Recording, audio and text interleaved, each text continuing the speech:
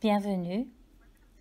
Bienvenue au séminaire en ligne qui compte en tant que personne l'handicap, la santé mentale et la violence de la dissimulation. Je m'appelle Monica Ruiz-Casales, je suis professeure associée de psychiatrie à l'Université McGill et je suis la coordinatrice du séminaire mondial de recherche sur la santé mentale de la faculté de médecine. Je serai la modératrice de ce séminaire en ligne, qui fait partie d'une série que nous avons lancée l'année dernière avec le soutien du programme mental de santé mentale de McGill, le réseau de recherche sur la santé de la population de Québec et l'Institut de recherche Sherpa.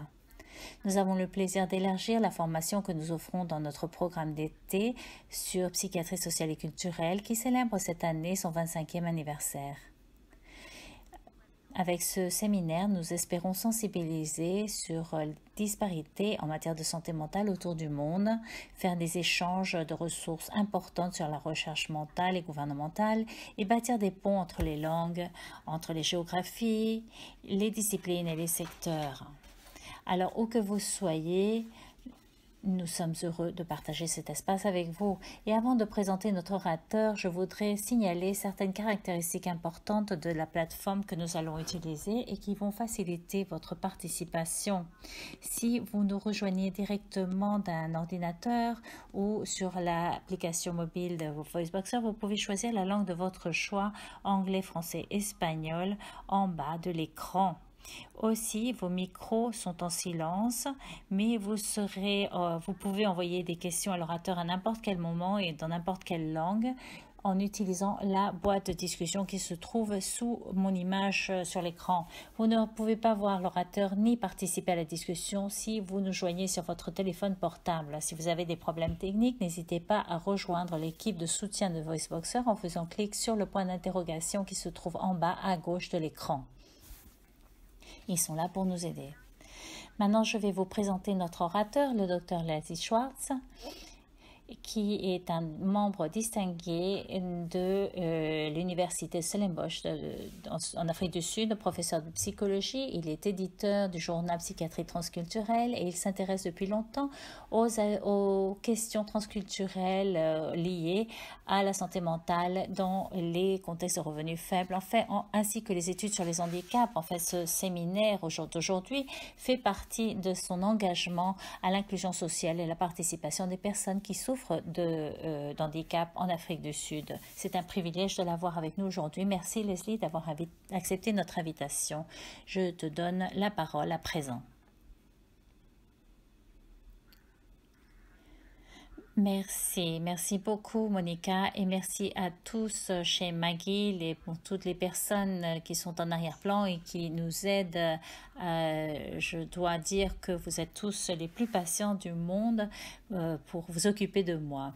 Alors c'est un véritable honneur pour moi de participer à ce séminaire et je voudrais je pense que je vais être un peu égoïste puisque cela me donne l'opportunité de réfléchir sur des aspects de ma carrière et sur les questions qui m'intéressent en ce moment.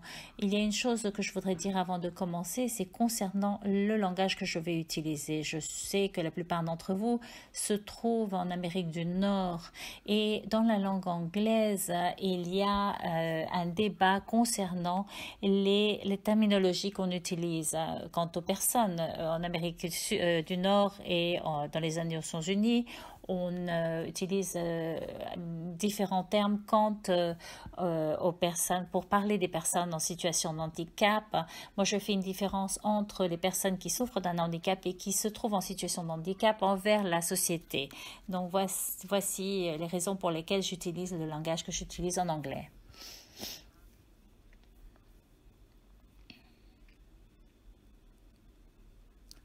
Voilà, je vérifie que mes diapositives fonctionnent. Alors, je commence avec un peu d'histoire personnelle. Mon travail dans l'unité de recherche de psychiatrie, quand j'étais en formation de psychologue clinique au CAP au début des années 90. Et c'était mon premier travail en tant que chercheur. Et il était impossible à cette époque en Afrique du Sud de ne pas être touché profondément par la politique raciale quelle que soit votre position.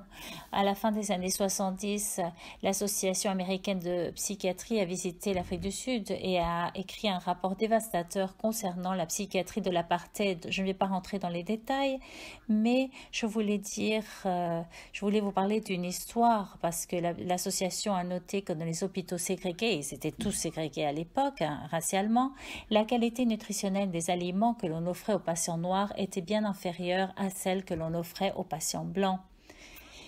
Alors, à ce moment-là, la psychiatrie en Afrique du Sud a dit que la raison pour laquelle il y avait des aliments différents selon les races, c'est parce que les gens noirs, culturellement, préféraient une certaine qualité d'aliments et qu'ils ne mangeraient pas les aliments de qualité supérieure. Bien sûr, c'était n'importe quoi, mais c'est un exemple de comment on utilisait cette sensibilité aux différences culturelles pour masquer les pratiques discriminatoires.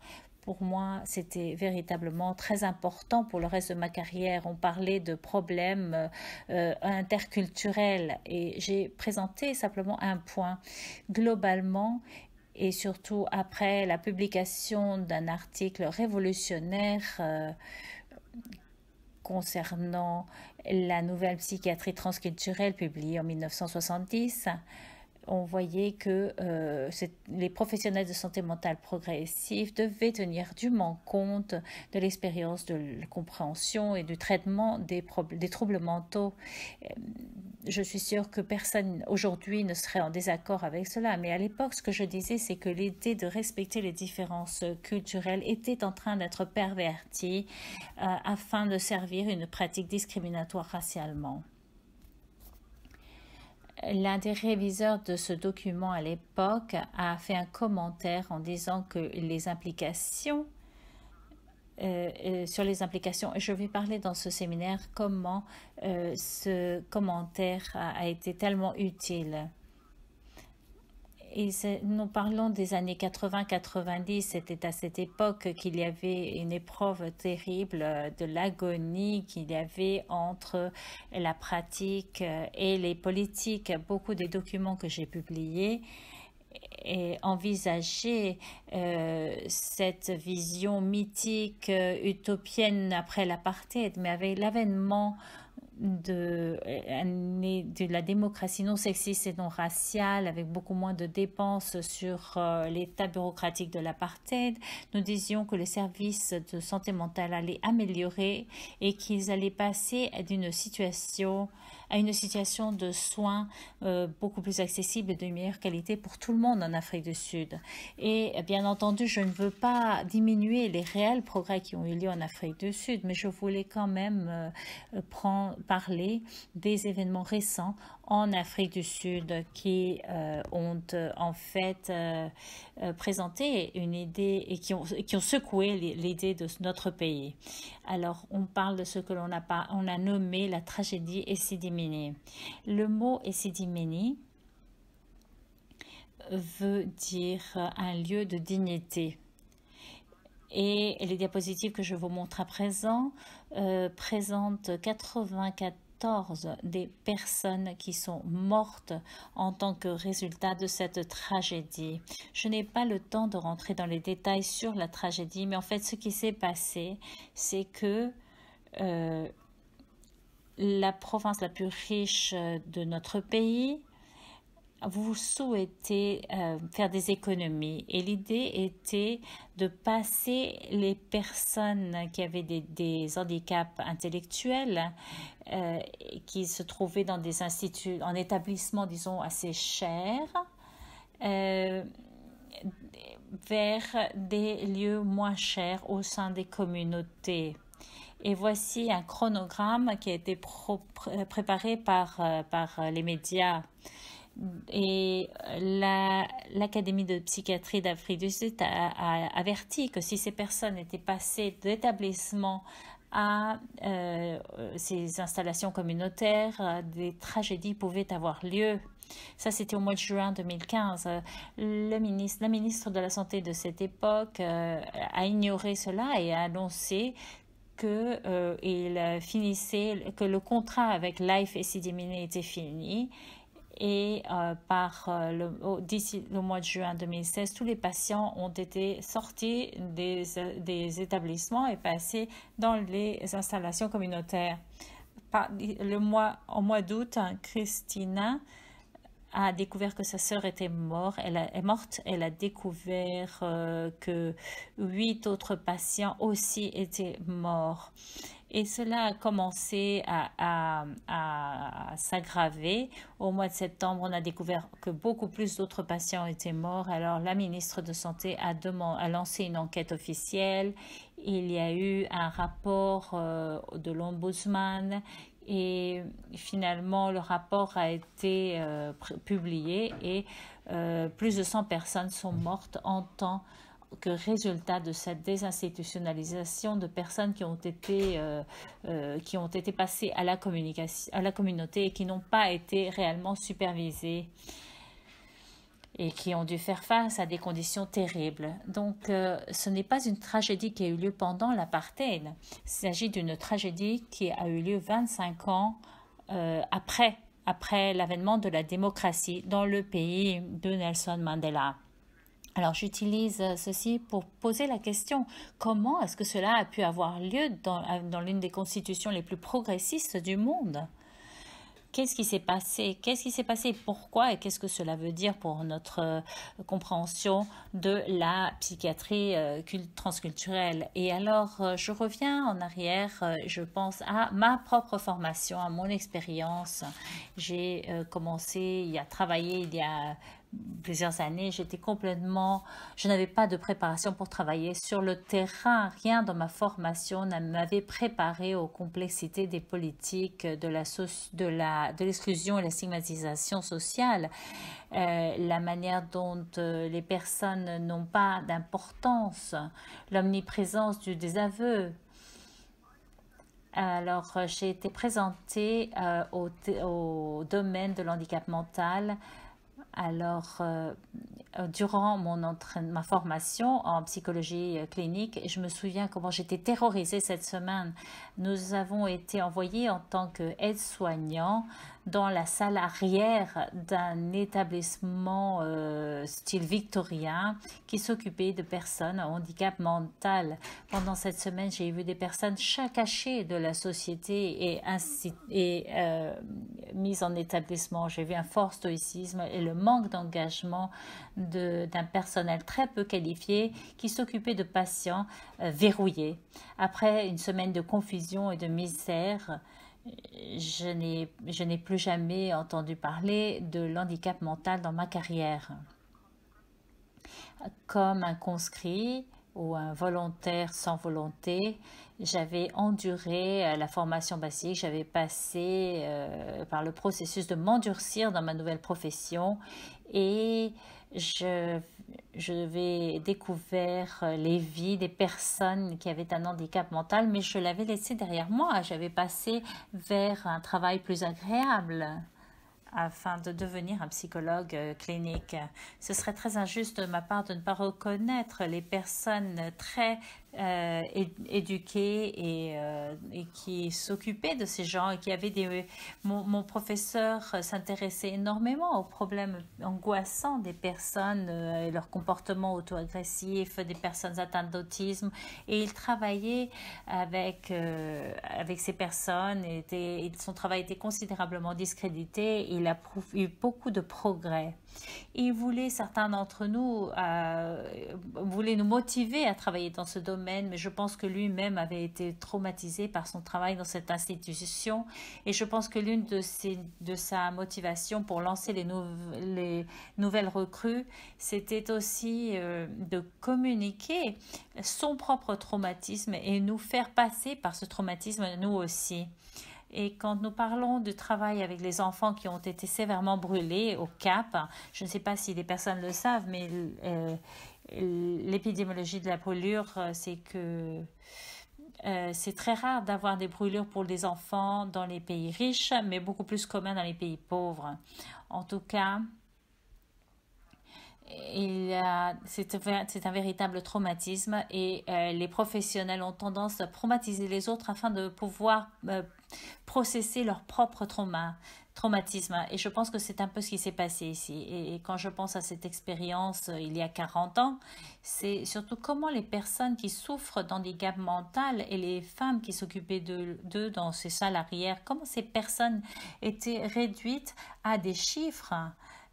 Et quand il s'agit de comment les personnes les plus qualifiées, les plus privilégiées, qui ont une formation prestigieuse, n'étaient pas capables d'être assez endurcies pour mériter le badge d'être des véritables professionnels. Et ces personnes-là étaient notre corvée, disons.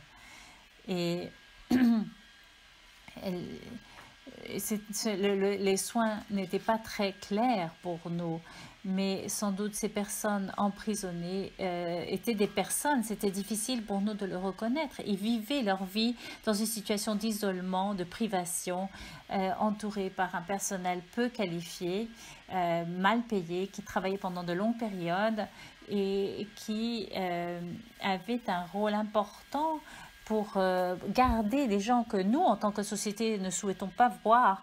Il les gardait hors de vue, cachés. Les aides-soignants avaient encore moins de choix que moi parce qu'ils étaient jeunes et ne savaient pas comment ils allaient passer leur vie professionnelle. Et le personnage de la pièce de l'auteur le plus célèbre d'Afrique du Sud, Fugard, a dit... était très fâchée, elle était en colère et ce personnage dit dans cette pièce, les gens vivent là. Alors, il faut prendre une responsabilité, il faut accepter la responsabilité d'oublier ou la responsabilité de ne pas nous souvenir que des gens vivent là. Ces personnes étaient des personnes qui vivaient leur vie. C'est aussi important de reconnaître que mon oubli était structuré politiquement. Il était permis ou habilité par la société dans laquelle je vivais et par la profession dans laquelle j'étais en train d'être socialisée et sur laquelle j'ai passé beaucoup de temps à socialiser les autres. Une autre chose que je n'ai pas vue à l'époque, c'est que j'étais en train d'apprendre sur l'handicap dans un contexte très particulier. Je ne suis pas contre les établissements. Il y a une mémoire très intéressante sur l'emprisonnement avec la santé mentale et il y a un argument qui dit que l'emprisonnement dans des conditions d'austérité peut être difficile pour les personnes et aussi difficile que les situations de désinstitutionnalisation. Et nous avons vu cela dans la tragédie d'Essidimi. Les personnes étaient en train de mourir. Les études sur le handicap en tant que discipline, c'est quelque chose que la psychologie reconnaît, mais plutôt nous n'aimons pas le regarder quand nous parlons du comportement qui a lieu dans un contexte. Il y a une distinction que l'on fait entre l'handicap corporel, disons les déficientes, et l'invalidité. Et cela parle de la façon dont les personnes font face à des barrières sociales et psychologiques dans le monde. Il y a certaines difficultés à faire cette distinction, mais surtout quant aux handicaps intellectuels. Mais c'est un point important. L'environnement est défavorable ou favorable. Une personne est moins capable de faire certaines choses et moins capable de participer à la société. Cela dépend de l'environnement. Les personnes peuvent ne pas être en capacité de participer dans certains environnements, mais peuvent au contraire se développer parfaitement dans un environnement favorable ou propice. Alors, dans un contexte de mise en établissement absolu, il y a eu une personne qui a fait une étude et qui a dit qu'il faut instancier un comportement dans toutes les personnes qui participent à cet emprisonnement. Et ce comportement est déterminé par l'environnement. Nous savons tous que nous avons des comportements différents dans des contextes différents. Quand nous parlons de l'handicap mental, il faut voir ce que nous avons vu là n'était pas seulement un handicap intellectuel, mais le comportement des personnes envers cet handicap intellectuel et pour des personnes qui étaient emprisonnées. Les soins avaient sans doute de bonnes intentions. Je ne vais pas rentrer dans les détails sur les soins, mais ce que je voudrais dire, c'est que j'étais en train d'apprendre de l'handicap intellectuel par une expérience très particulière. Les personnes qui sont emprisonnées se conduisent différemment dans la prison qu'en dehors de la prison. Et quand nous parlons des handicaps, il n'y a pas seulement des handicaps mentaux, mais d'autres handicaps. Nous comprenons différemment l'emprisonnement que la mise en établissement des personnes avec handicap mental. Et il y a une historienne d'animaux qui travaille actuellement sur l'histoire des babouins en Afrique du Sud. Elle a travaillé sur son projet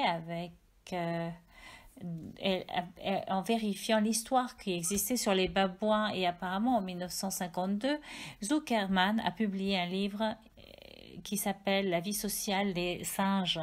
Ce livre était basé sur l'observation des singes en captivité et il fait beaucoup de généralisations sur le comportement des babouins. C'est très intéressant ce qu'il a vu quand il a étudié les babouins. Et la jeune femme qui fait cette étude dit que il y a une répression verticale, il y a suspicion, violence. En fait, c'est vrai, une inégalité brutale et naturelle dans une condition d'emprisonnement. Et c'est ce que nous voyons dans les pires prisons humaines. Et en commentant sur cela, il y a une seule chose, la science était fausse, terriblement fausse. Elle insiste plus tard, on ne peut jamais considérer que le carcéral est le normal. Alors du point de vue d'une étude, on peut penser à son utilisation du mot normal qui est toujours problématique dans ce contexte. Mais le point est clair ici. Ce que nous avons appris sur l'incarcération des animaux et des personnes, c'est que,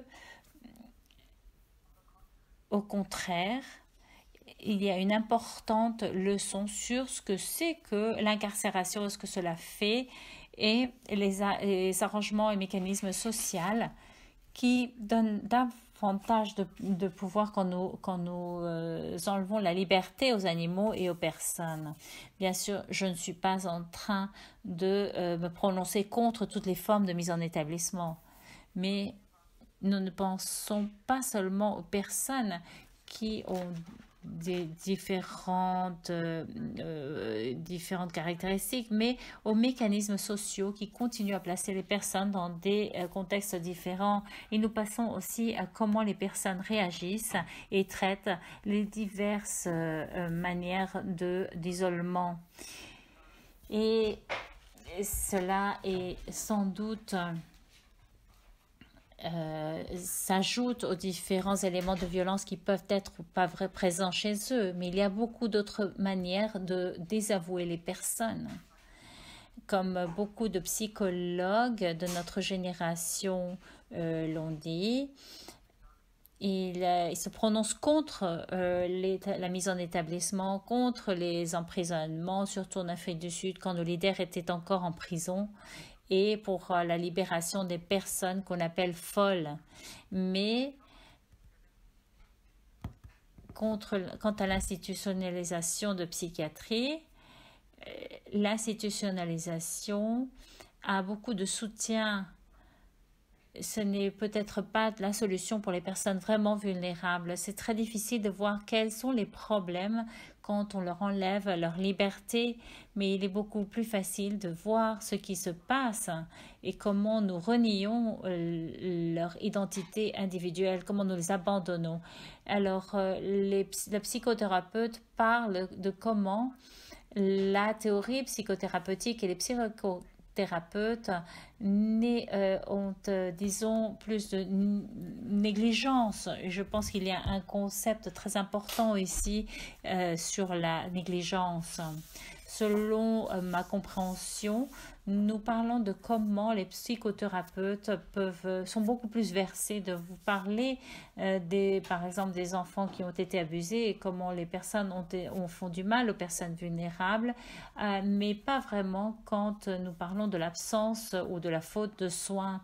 Et si nous allons plus loin dans la politique de soins pour les personnes en situation de handicap, qui ont besoin de plus de soins que d'autres, et nous en avons tous besoin à un moment ou à un autre, mais certains en ont besoin plus. Alors nous pouvons penser non seulement aux politiques de l'emprisonnement et de l'incarcération, mais aussi à la politique de l'abandon.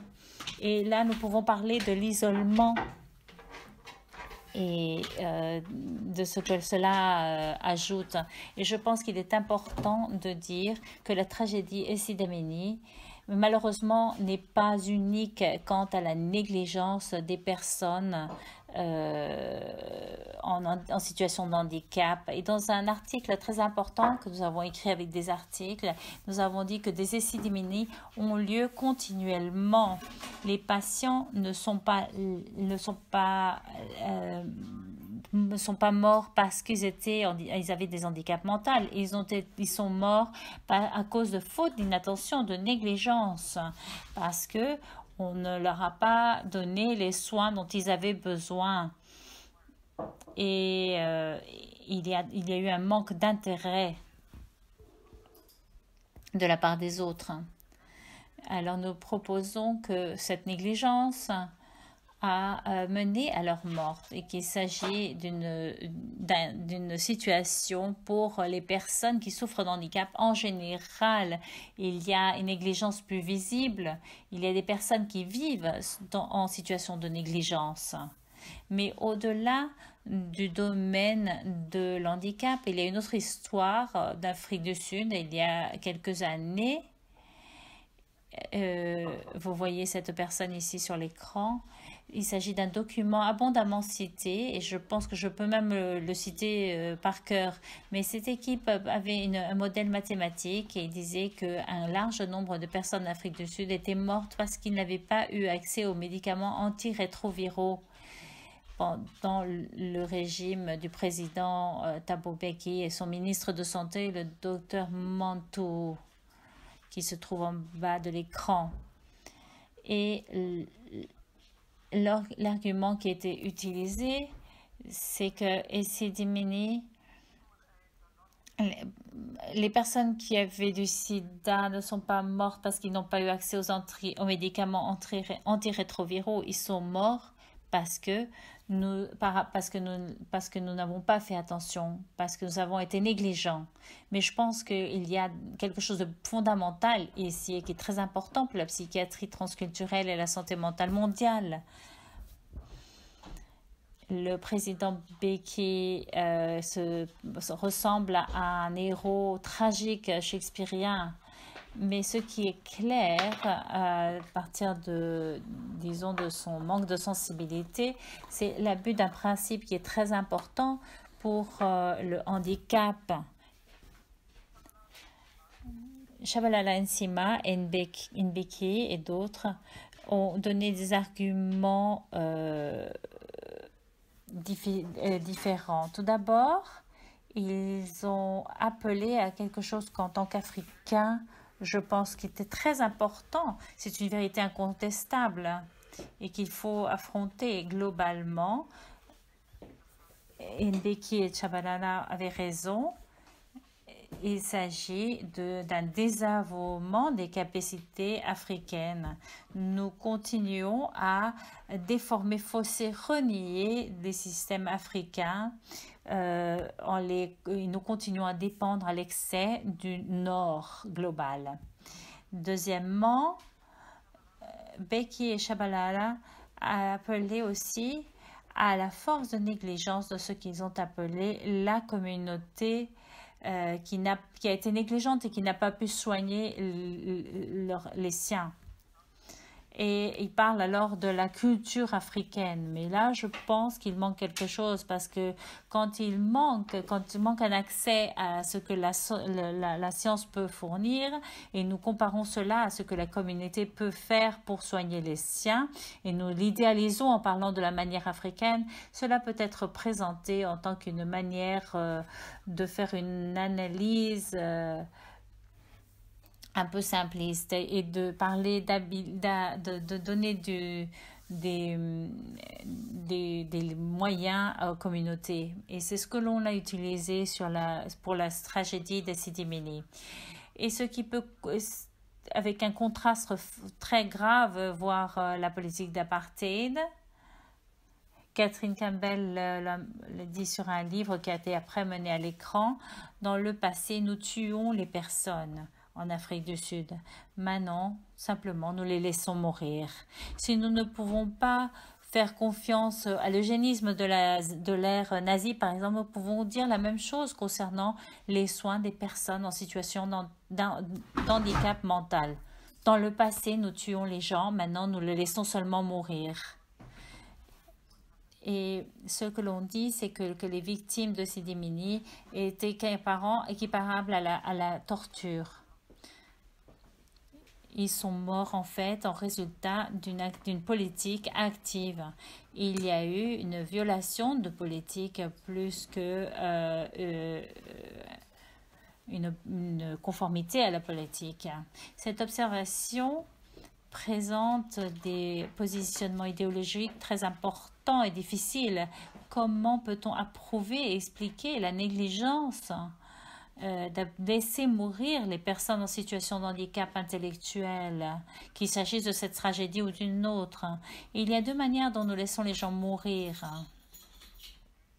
Il s'agit peut-être de pas seulement les seules possibilités, mais elles sont très importantes pour notre contexte. Et le premier exemple dont je voudrais parler, c'est je parle de la responsabilisation. Et nous avons déjà parlé comment nous pouvons créer un argument actif en disant que les familles doivent s'occuper des siens, que cela est adéquat culturellement et que les personnes doivent avoir les moyens de le faire, qu'ils ont la responsabilité de le faire, que cela fait partie de leur culture de le faire. Et ce sont les justifications pour la tragédie de Sidi Mini. Mais cela a été très bien exprimé par le gouverneur du Cap occidental où la tragédie a eu lieu. Notre gouverneur, Hélène Zeller, elle avait ceci à dire dans cette communication tellement subtile et elle l'a fait sur Twitter et elle a dit c'est bien que les familles des victimes des Sidi Mini ont reçu une mesure de justice en compensation. Je voudrais répondre à la question suivante. Qu'ont-ils fait avant ces morts afin d'élever l'alarme sur le fait que les gens qu'ils aimaient vivaient en situation de négligence? Bien sûr, il y a énormément de problèmes liés à ce tweet, surtout venant d'une personne qui a une sœur en situation de handicap. Zeller puise maintenant des échanges globaux qui sont prévalents maintenant. Il s'agit du discours concernant la responsabilisation. Et j'aime la définition du dictionnaire qui dit que la responsabilisation est le transfert de responsabilité des autorités supérieures à la communauté ou aux particuliers qui doivent alors prendre un rôle actif pour résoudre leurs problèmes. Cela ressemble à l'habilitation, mais comme beaucoup de critiques l'ont dit, il y a un problème sérieux ici. Récemment, nous avons parlé des politiques mondiales concernant la responsabilisation, concernant les handicaps mentaux qui mettent des responsabilités sur les personnes qui n'ont pas de pouvoir et qui n'ont pas de ressources. Et à la fin, ce qu'ils doivent faire, c'est s'occuper de leur vie et agir quand en fait, ils n'ont pas de possibilité d'agir puisqu'ils n'ont pas de ressources et ils n'ont pas de capital social ni de ressources pour agir. Donc la responsabilisation en tant qu'idéologie est en fait une forme de blâmer la victime. Et il y a un certain temps, nous mesurions les progrès des personnes en situation d'exclusion et comment ils sont inclus dans la société. Et je parlais avec le facilitateur externe, qui est une personne qui venait d'un programme de responsabilisation fondé par le secteur privé. Je lui ai dit que je voyais un problème d'attendre des personnes qui n'ont pas de ressources de se sortir eux-mêmes de la situation. Le facilitateur alors a dit que moi, Leslie, je traitais avec condescendance les gens parce que je croyais qu'ils n'étaient pas capables de faire quoi que ce soit. Mais en fait, moi, ce que je disais, c'est que je voyais la vision qu'ils avaient. Je voyais le rêve américain, bien sûr, la détermination. Tout le monde peut avoir du succès. D'accord, mais ce n'est pas alors une histoire d'habilitation, mais plutôt une négation de la réalité des personnes en situation de désavantage. Et c'est exactement l'argument que l'on peut faire sur SCD-Mini. L'argument que si les familles étaient suffisamment bonnes, si elles aimaient leurs proches suffisamment, si c'était suffisamment africain, alors ils auraient vraiment pu aider leurs proches. Et je n'ai pas besoin de dire aux gens dans ce public que ceci est un mensonge et l'angoisse que cela crée pour tellement de personnes et de familles autour du monde qui ne sont pas capables de prendre soin de leurs êtres proches. Et ici, je vais faire quelques comparaisons. Alors, on va voir la diapositive suivante, à moins qu'il y ait une erreur. Laissez-moi essayer. Je n'y arrive pas. Je vais essayer de passer à la diapositive suivante. Je n'y arrive pas. Non, je n'y arrive pas. Je ne sais pas ce qui se passe. Je vais alors demander à les personnes, les gens qui sont un peu plus en mesure de m'aider. Non, j'y arrive pas.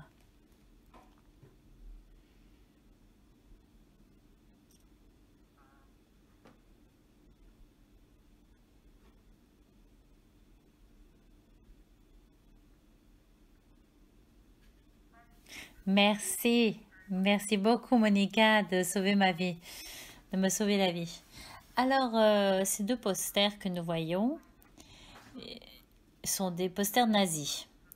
Et ils parlent tous les deux de la même chose. Ils parlent du régime nazi, de ce que l'on disait alors, ce qu'on appelait pendant cette époque les mangeurs inutiles. Et de l'autre côté, on a l'idée de la personne aryenne en pleine santé qui doit supporter la charge de ces deux autres personnes, de ces mangeurs inutiles. Et cela se compare parfaitement on parlait qu'il y avait un coût de 60 000 marks des personnes, cela avait un coût sur la société en général. Et qu'il fallait donc éliminer ces gens-là pour le bien de la société, qu'il s'agissait alors d'un acte d'hygiène sociale, culturelle, nationale. Et cela fait partie d'un livre merveilleux sur les docteurs nazis. Alors pensez à cela et regardons maintenant si j'arrive à passer à la diapositive suivante. Monica, est-ce que tu peux passer la diapositive suivante, s'il te plaît? Bien sûr. Voilà. Merci, Monica. Voilà, c'est très bien. Alors, et là, je cite l'un de nos journaux. Il y a eu, ce ministère de la Santé a répété plusieurs fois que passer des patients de santé mentale de Life et Disney était nécessaire. Et dans son discours, le ministre de la Santé a dit que le département voulait économiser 1 milliard de rand qui se l'est alors réorienté sur des services essentiels. Alors, elle a expliqué sa décision en disant que en 2014-2015, l'année fiscale, l'exercice fiscal, le département avait payé 323 millions de rand à la FCDMIT pour traiter aux alentours de 2378 patients. Et elle est citée, elle dit, il est important de noter que le département ne peut pas n'a pas les moyens de payer cela. L'attribution du budget qui avait été utilisé sur cet établissement va avoir de nouvelles priorités. Comme on peut voir, on trouve des échos ici dans ce contexte sud-africain démocrate et moderne de ce que nous avons vu tout à l'heure dans le contexte nazi d'il y a très longtemps. Sous les conditions de tuer les personnes qui souffraient d'handicap mental. Monica, est-ce qu'on peut encore passer? Je suis désolée. Bien sûr. Voilà. Alors, la deuxième chose, c'est qu'on parle de la responsabilisation. Et le deuxième point dont je voulais parler, c'est ce problème global.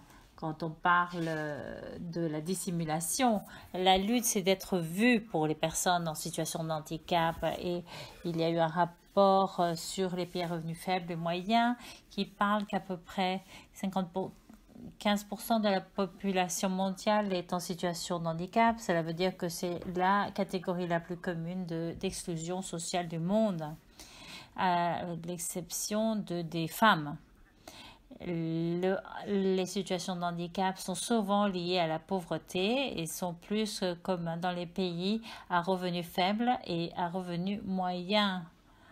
Les personnes sont souvent très surprises de ces statistiques. Il est important de dire que le mot handicap est en fait un mot valise qui inclut énormément de différentes expériences. Il est très différent, par exemple, d'être un joueur de rugby à succès en fauteuil roulant qu'une femme qui vit en pauvreté avec les conséquences d'un traumatisme crânien fermé. Mais ils tombent tous deux sous la même catégorie. Alors, malgré cette mise en garde, quand on s'adresse à ce genre de groupe, les étudiants, je leur dis, soit vous avez un handicap, soit vous êtes proche à quelqu'un qui a un handicap. Il est très rare que les gens me disent non. C'est pas le cas. Donc les handicaps se trouvent partout, mais discursivement ils sont nulle part. Et c'est un peu un intérêt superficiel qu'ils soulèvent. Rosemary Garland Thompson a dit que le handicap ne se trouve nulle part à moins qu'on arrive à le voir, et alors il se trouve partout. Et je pense que ce fait a des conséquences. Par exemple, nous avons publié un article pour être révisé pour un journal de psychologie communautaire. Et l'éditeur nous a dit qu'elle a beaucoup aimé l'article, mais qu'elle n'allait pas le publier parce que nous n'avons pas vraiment fait de référence à la documentation de psychologie communautaire. Elle considérait qu'il s'agissait alors d'un autre domaine. Alors nous avons fait une analyse de tous les articles au long des années de ce journal et nous n'avons pas de surprise.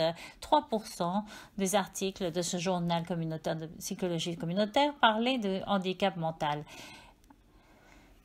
Alors, si on compare cela aux statistiques mondiales, on voit que il y a encore plus d'exclusion sociale. On devrait y avoir beaucoup plus d'articles présentés dans cette publication puisque c'est un journal qui s'occupe exactement de la dépression et de l'exclusion sociale. Il y aurait dû avoir au moins 5 fois le nombre d'articles que nous avons pu retrouver. Et il y avait beaucoup d'articles sur les problèmes de genre, etc. Mais rien sur le handicap. Donc, c'est la raison pour laquelle nous travaillons sur ce thème. Ce n'est pas parce que nous ignorons cela, mais c'est parce que nous n'avons pas présenté cette documentation dans la bibliographie parce qu'elle n'existe pas. Il y a très peu de travail. Bien entendu, de plus en plus, les choses changent, mais en général, il y a très peu de documentation sur la prévalence de handicap dans la communauté de psychologie communautaire. Donc, il y a une situation avec un handicap, les handicaps présents partout, mais ils ne sont pas prévalents dans les esprits des gens. Et dans nos disciplines, non pas seulement dans notre discipline, mais le handicap est étudié et considéré beaucoup moins que l'on l'attendrait. Je pense que il ne s'agit pas d'un hasard, ce n'est pas une erreur. Si et ce n'est pas par chance que nous nous surprenons quand nous entendons parler des handicaps. Nous pensons pas que le handicap est un point crucial du travail dominant ou conventionnel de la science. Il peut y avoir beaucoup de raisons pour cela. Et d'ailleurs, l'une des raisons, c'est que personne ne souhaite avoir un enfant handicapé. Et là, il y a vraiment, il faut voir... il y a une exception avec les sourds qui préfèrent avoir des enfants sourds, mais ils ne considèrent pas qu'il s'agisse là d'un handicap. Alors là, je pense qu'il s'agit d'une politique interpersonnelle du dégoût. Même les personnes concernées se sentent repoussées par des défigurations, par exemple. Ils ont des difficultés à gérer la défiguration, les mauvaises odeurs, etc. Moi, j'avoue que souvent, je suis dégoûtée quand je vois des corps non normatifs et en vous le disant, j'ai honte. Mais si je ne le dis pas, et je n'ai pas à le dire parce que personne ne va savoir que je le pense si je ne le dis pas. Et je ne veux pas être considérée comme quelqu'un qui est dégoûté par certains aspects du handicap. Mais si je ne l'admets pas, eh bien...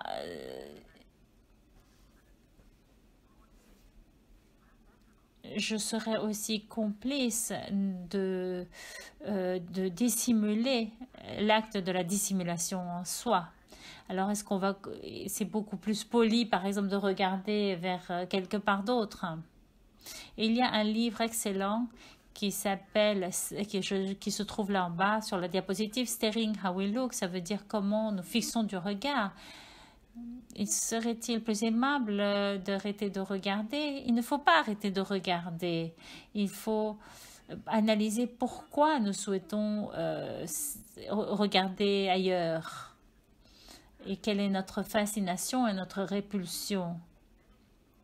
Beaucoup de personnes m'ont dit qu'ils ne veulent pas étudier l'handicap parce qu'ils ont peur d'offenser les personnes en situation d'handicap. Ils ont peur de cela, et cela parce que depuis les années 70, les personnes en handicap, les défenseurs de leur cause disent qu'ils ne veulent pas que des personnes parlent en leur faveur. Ils veulent être représentés de manière qui leur donne une certaine dignité. Et il y a beaucoup de dangers aussi à ne pas représenter les gens.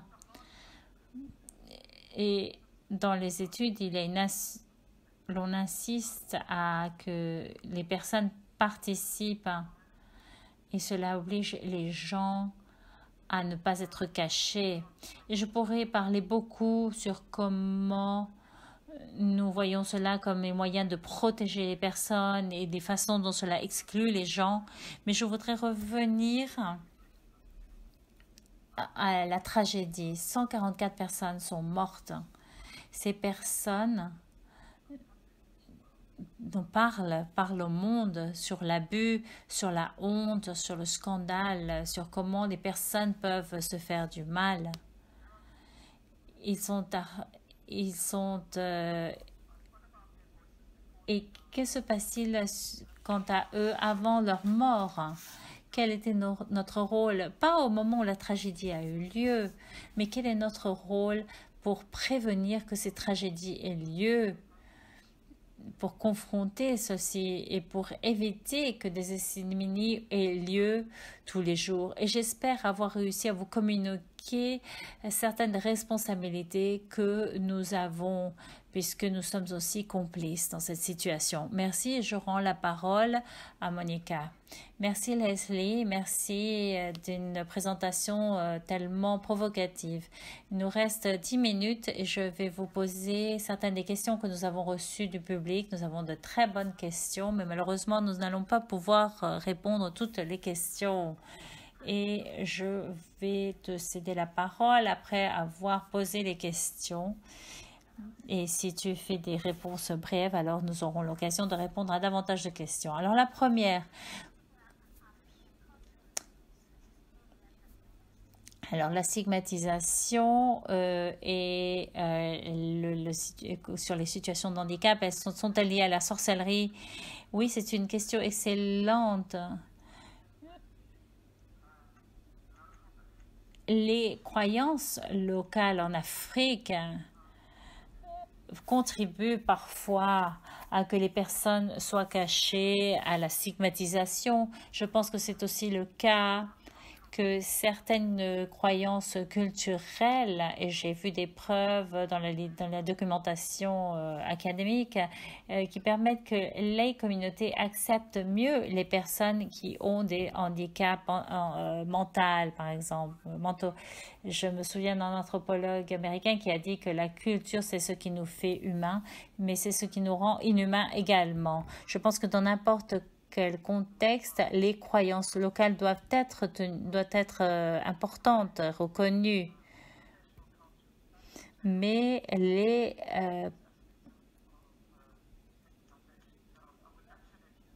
mais je suis tout à fait d'accord que les croyances locales sont importantes, qu'il faut les considérer, mais c'est un discours un peu plus global qui est aussi culturel et important. Merci Monica. Merci Leslie. Comment pouvons-nous exposer ce manque de soins au Royaume-Uni? Cela n'a pas été le cas. Oui. Je n'ai pas parlé de la campagne de justice pour tout ce qui existe. Je ne peux pas dire aux gens comment le faire. Mais nous avons une responsabilité, cela fait partie de notre lutte continue en tant que professionnel de la santé mentale. Et je n'ai pas réussi de vous parler de ce qui se trouve dans la dernière diapositive. J'ai parlé du cas dangereux de Donald Trump, une partie de ce dilemme pour les psychiatries aux États-Unis, c'est que nous sommes socialisés en tant que professionnels de la santé mentale et nous avons cette tendance à ne pas penser à notre rôle public. Mais si nous prenons la prévention de la santé mentale, de la maladie mentale sérieusement, alors c'est notre travail de parler et d'être des activistes, même si cela va contre, par exemple pour moi qui suis quand même une personne plus introvertie, mais cependant au Royaume-Uni, il faut simplement continuer à le faire. C'est pour ça que je parle de ce genre de choses aujourd'hui. Merci Leslie. Tu as parlé des dimensions multiples de la clinique envers les personnes en situation de handicap. Comment est-ce que l'on peut structurer cela, ou est-ce que l'on parle d'une stigmatisation ou de quoi? Oh là là, ces questions sont trop fortes pour moi. Je ne vais pas être capable de répondre à cette question comme il faut. Moi, je pense que l'un des problèmes concernant le handicap, c'est que nous sommes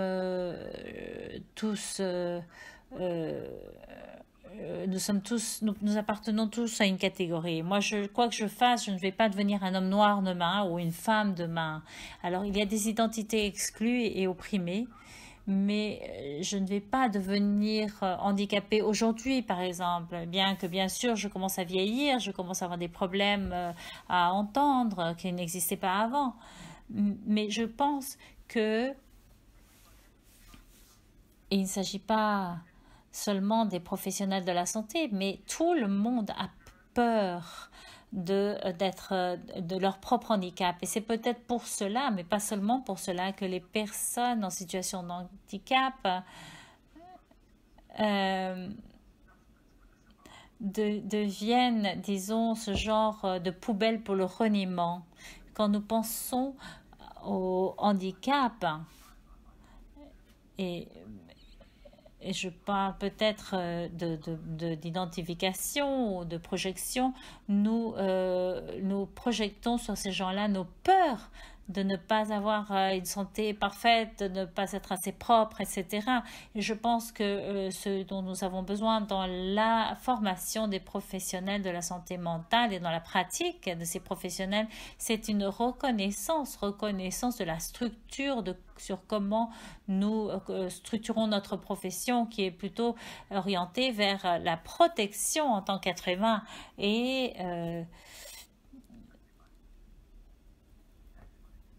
mais nous avons quand même tous des stigmatisations. Et maintenant, la dernière question, désolée, mais c'est la dernière. Tu as parlé de tes expériences en tant qu'étudiant dans une institution, dans un établissement et les défis, opportunités qui ont été présentés.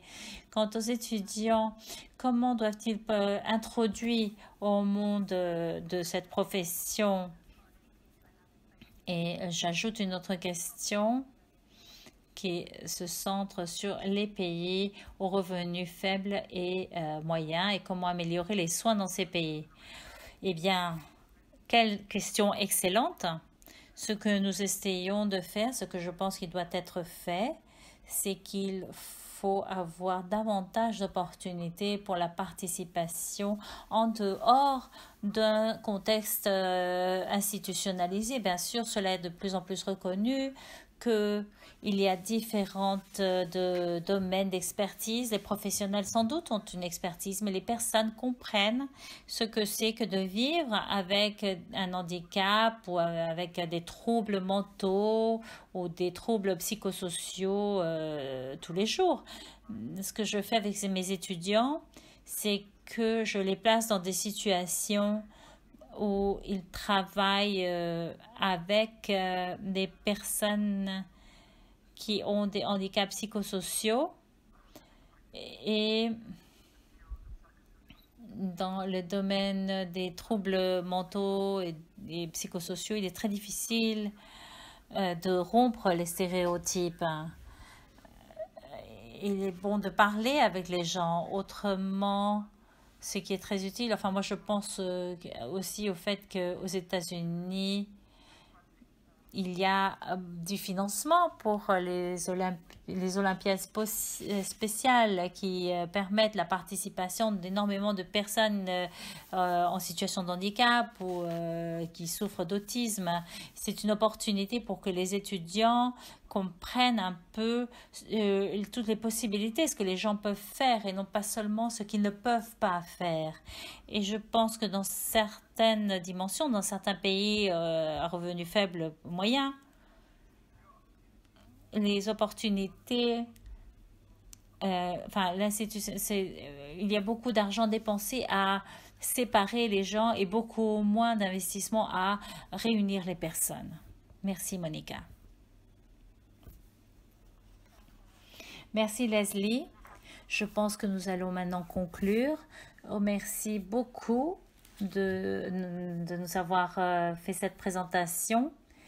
Et je vais envoyer, voilà, vos évaluations, vous pouvez les envoyer à cette adresse, à l'adresse que vous avez utilisée pour vous enregistrer avec nous. Vous pouvez aussi visiter ces liens pour donner pour répondre à votre sondage de qualité. Cela nous aide énormément à planifier les séminaires en ligne futurs et l'enregistrement de ce séminaire en ligne en français, en anglais, en espagnol sera publié sur le site web qui se trouve sur la diapositive avec les autres séminaires en ligne.